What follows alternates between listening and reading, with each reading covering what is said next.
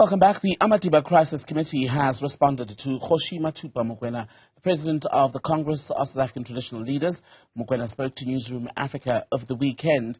The Amadiba Committee says that in the interview, he launched what they've described as a scathing attack on the Legal Resources Centre's Wilmien Wicomb, who's currently representing rural communities in a case in the Constitutional Court that has to do with issues related to land, how traditional leaders then go into agreements allegedly without consulting some of the communities where they basically are in charge. Let's speak now to Nonhle Mbuthuma, spokesperson for the Amadiba Crisis Committee.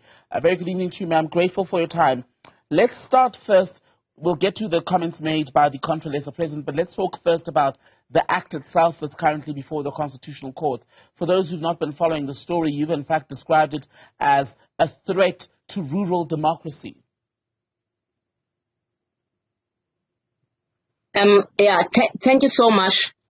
Yes, you know, when this TKLA was being introduced to our communities, and then we were trying to question, because when it was started, it was like the issue of recognizing the Khoisan that were not being recognized after 1994. And all of us, we were happy to see that. But in the middle, we just see that it was a hell of confusion, that it's not about only recognizing the Khoisan, but also there is a line in that document that it says that it gives the power the traditional leaders that they can make a deal with the investor, which is something that was scaring to us when we see that, because we know that where we come from, the history also, it's very clear to us that the traditional leaders also were being used by the apartheid government in order to impose development that the communities that they don't want. That is why we started to argue also to say that this bill, it's not fair on us, and also the consultation was very poor. It was written in English, and some of the people, they don't understand the language. And the confusion, you know, and the timing, it was really, really bad. And that's what we're arguing in court, that the consultation was not done thoroughly. It was not a meaningful consultation. That was our argument in court, that it was not doing justice to our communities. And there's also been a split, am I right, among the traditional leaders themselves. Some are supporting you, while others, as per the interview with Contralesa here on Newzroom Afrika over the weekend, are opposed to your legal bid. Why do you believe there is such a split? The split, it was not surprising us at all. As I said earlier, look at the history of South Africa, how the traditional leaders were behaving in terms of their communities. There were traditional leaders that they were agreed the way that apartheid government was operating in our societies.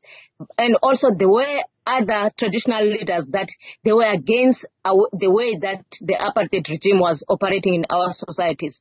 Even now, you can see that there is always not the traditional leaders going to the same direction.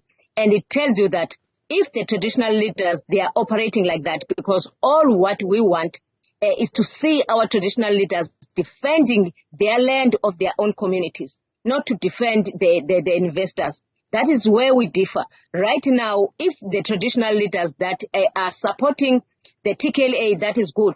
It means that still those chiefs, even the apartheid government, that they were supporting the way what government is doing. And when I was listening the speech of Kgoshi Mokoena, I was really hurt, because when we look back, and it just opened the scars, you know, we are coming where we're brutally, our forefathers were brutally burned by the apartheid government, and some of them were being hanged. The cases was opened by the traditional leaders against our society. Now, if we still have the people that they don't believe in their own people that they are leading, who are they representing? And you say that Contralesa was in fact cited in your papers, but they did not even file responding papers. So is it even worth then going back and forth with anyone from Contralesa on this issue that's already before a court, why should you be even entertaining this debate, so to speak, outside of a court process? Do you think it's worth it? You know, we were expecting that he's going to argue in court. Now, to go and argue in public, it doesn't help. We want to hear his argument in court, why he thinks the TKLA is good. If it's good for whom? Because this TKLA, it's one of the policies that is going to govern the traditional system.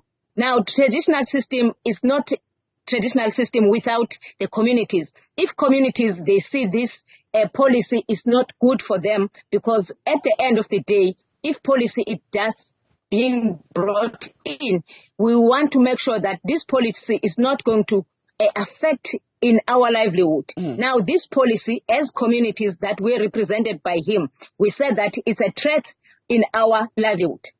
And not just lastly, you don't want chiefs or traditional leaders to have the final word on issues around, for example, the sale of land or exploration projects, right? But rural communities are themselves not homogenous. We've seen splits where some are saying, well, we should allow certain projects to go ahead because of the projected financial benefit.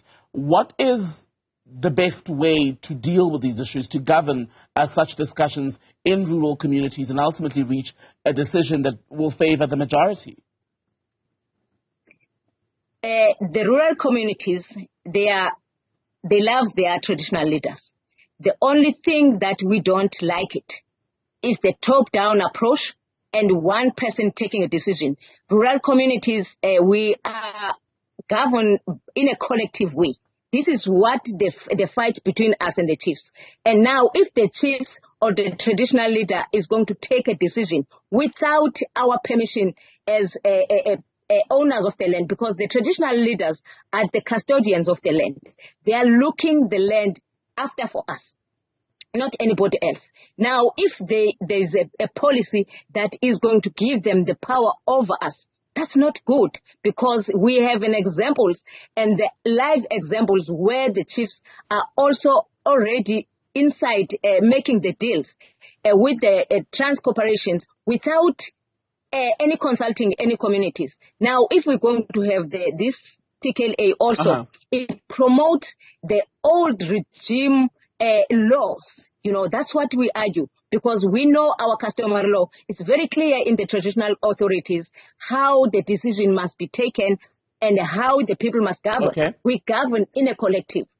Nonhle Mbuthuma, spokesperson for the Amadiba Crisis Committee. Good to have your time tonight, ma'am. Thank you.